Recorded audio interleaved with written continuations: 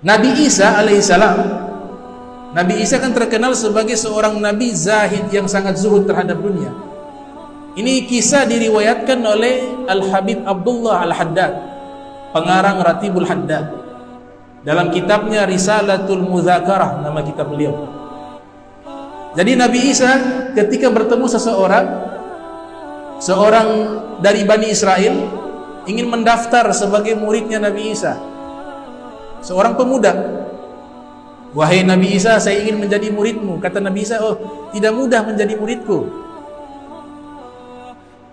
Maka pemuda tersebut mengatakan, tidak, saya sungguh-sungguh ingin belajar kepadamu, ingin menjadi muridmu. Maka Nabi Isa terima pemuda ini. Kemudian Nabi Isa mengatakan, saya mau melakukan perjalanan. Jadi kalau engkau sudah menjadi muridku, engkau harus temani perjalananku, kata Nabi Isa. Maka sang pemuda tersebut mengatakan, iya, saya akan ikut perjalanan tersebut. Nabi Isa sediakan 3 potong roti. Wahai muridku, ini ada 3 potong roti. Kita sebentar makan, 1 potong untuk saya dan 1 potong untukmu. Adapun yang ketiga, potongan ketiga ini kita simpan untuk bekal. Itu Nabi Isa katakan kepada calon muridnya.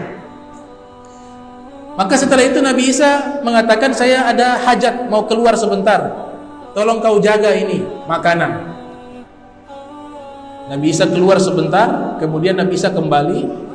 Ternyata roti sudah tinggal 2. Roti tinggal 2, padahal tadinya 3. Nabi Isa katakan, wahai muridku, roti kok tinggal 2?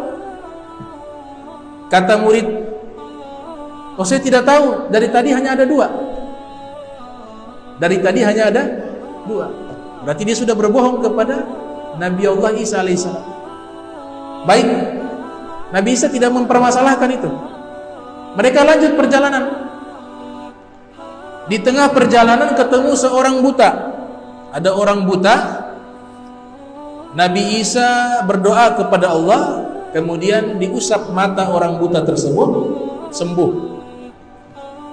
Itu disebutkan dalam Al-Quran. Nabi Isa punya mukjizat, bisa menyembuhkan orang-orang sakit. Bahkan orang yang sudah mati, dengan izin Allah beliau bisa hidupkan, sebagai bentuk mukjizat.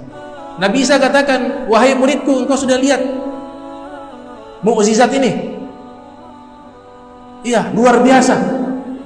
Orang buta bisa sembuh.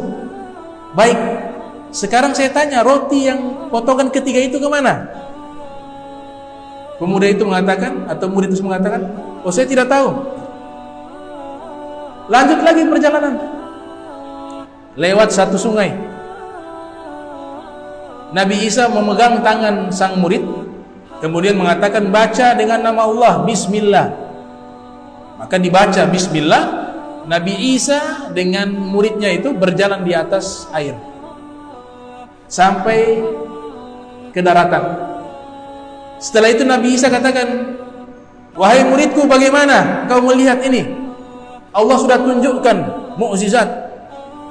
Maka dia katakan, luar biasa, bisa berjalan di atas air. Nah, sekarang saya mau tanya, roti ketiga itu kemana? Dia katakan, oh, saya tidak tahu. Lanjut perjalanan. Sampai di tengah hutan, Nabi Isa kumpulkan batu kerikil, pasir-pasir dikumpulkan jadi satu tumpukan. Kemudian Nabi Isa berdoa, ya Allah, jadikan ini emas, zahab, bahasa Arabnya zahab. Itu tumpukan pasir, batu kerikil berubah jadi emas. Kemudian Nabi Isa bagi 3 bagian. Ini 1/3 untuk saya, kata Nabi Isa. Emas tersebut 1/3 untuk saya.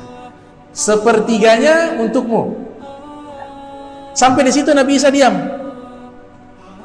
Berarti masih sisa 1/3 lagi. Maka pemuda tersebut, calon murid tersebut mengatakan, wahai Nabi Isa, yang 1/3 lagi buat siapa?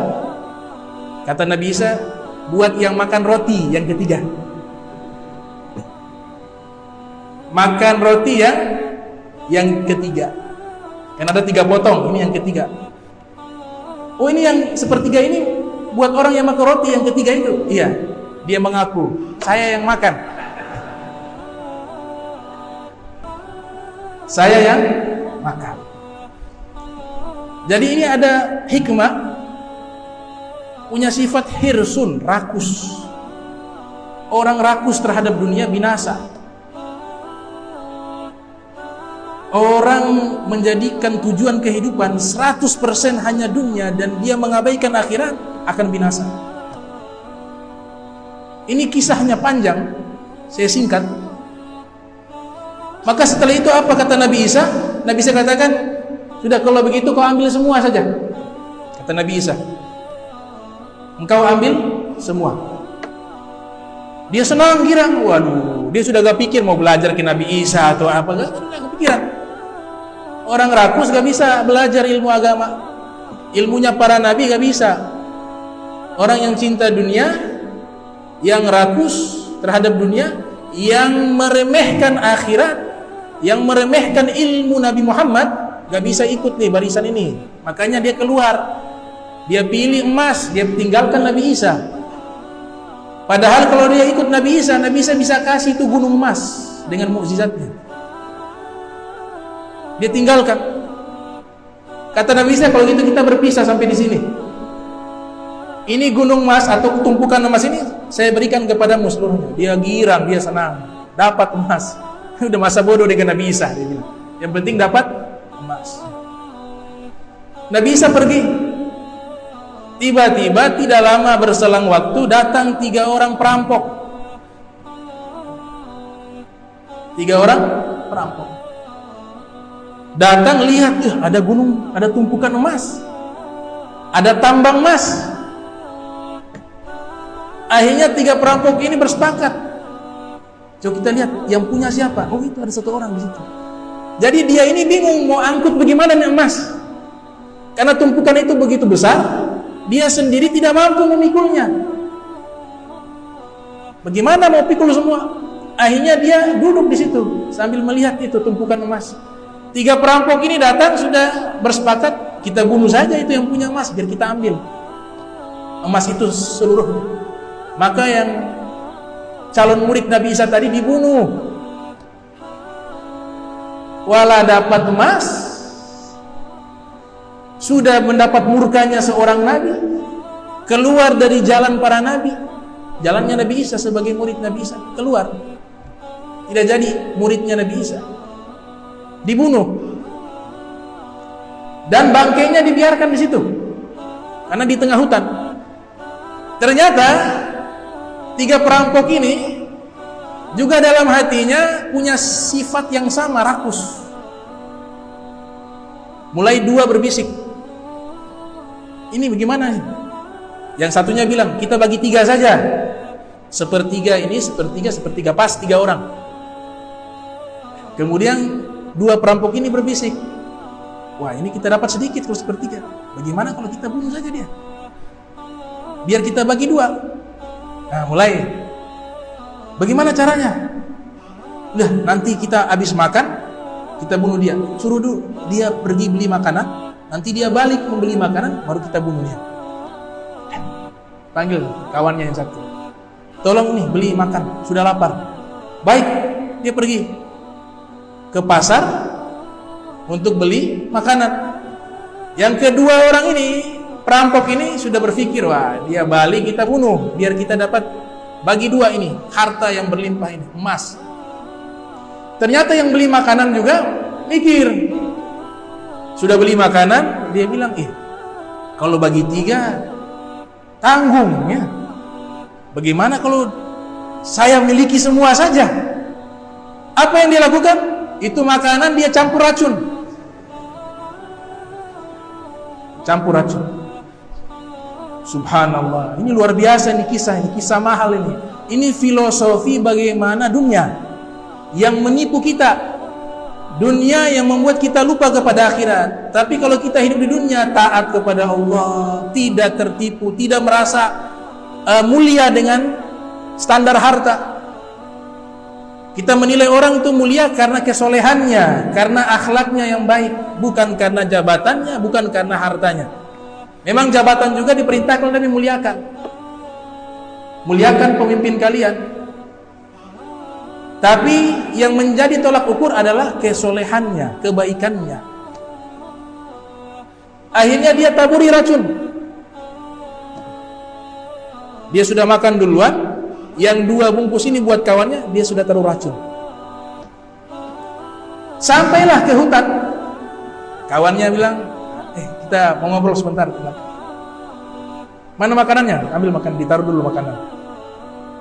Di bawah ini yang beli makanan, di tempat yang agak jauh dari tumpukan emas, kemudian dibunuh. Jenazahnya ditarik lagi, ditumpuk dengan jenazah orang tersebut yang dibunuh tadi. Udah, mereka girang, kita bagi 2 ini. Bagi 2, kita dapat emas yang berlimpah ini. Ya. Nah, sebelum kita bagi 2, ini lapar nih, kita makan dulu. Akhirnya dua-duanya makan. Ketika sudah makan, selesai kenyang, belum sempat mereka sentuh itu emas, dua-duanya terkapar mati karena racun. Jadi siapa yang memiliki emas? Gak ada. Hakikatnya harta yang kita miliki di dunia ini sebenarnya tidak bisa kita miliki secara hakikat. Karena suatu saat kita akan tinggalkan. Nanti yang memiliki anaknya diwariskan lagi, diwariskan lagi, diwariskan lagi. Bahkan saya katakan rumah yang ada, rumah waris khususnya yang ada, umurnya lebih panjang dari penghuni rumah.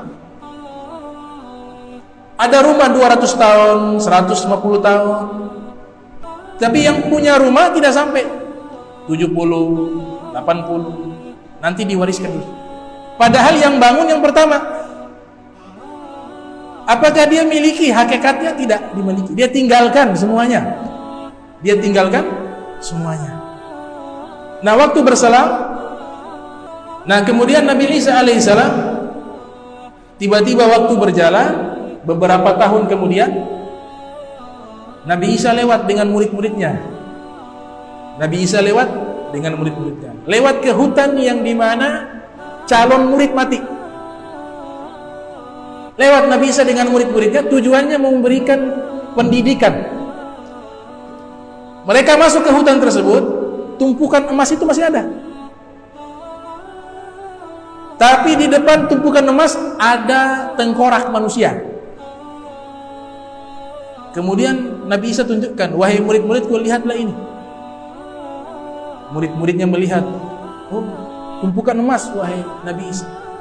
Kaum Khawariyun dilihat. Kemudian itu tengkorak. Kata Nabi Isa, ini mereka dipermainkan oleh dunia. Tengkorak-tengkorak ini. Hakadha taf'alu dunya bi ahliha fa'buruha wa la ta'muruha, kata Nabi Isa. Beginilah orang-orang yang dipermainkan oleh duniawi. Ini emas dia tidak dapat, yang ada apa? Seluruhnya saling bunuh dan mati. Ujung-ujungnya apa? Jadi bangke, jadi tengkorak, jadi tulang. Fa'buruha wala ta'muruha. Maka ketika hidup di dunia, ideologi yang kita gunakan adalah di dunia ini tempat singgah sesaat, tempat lewat. Maka lewati saja. Ad-dunya kintara fa'buruha wala ta'muruha, kata Nabi Isa alaihissalam. Dunia ini jembatan. Jembatan itu tugasnya apa? Hanya tempat perlintasan. Lewat saja, wala ta'muruha. Jangan kalian sibuk memakmurkan jembatan. Itu bukan tempat untuk membangun bangunan. Itu tempat lewat, bukan membangun rumah. Adakah di dunia ini jembatan yang menghubungkan satu tempat dengan tempat yang lain, kemudian di tengah jembatan ada rumah? Ada. Kenapa? Karena seluruh manusia tahu itu hanya lewat. Nanti setelah lewat dari jembatan, baru bangun rumah di situ. Ada tanah. Itu filosofi yang luar biasa diajarkan oleh Nabi Isa alaihissalam. Maka kisah ini jadikan satu pemikiran bagi kita.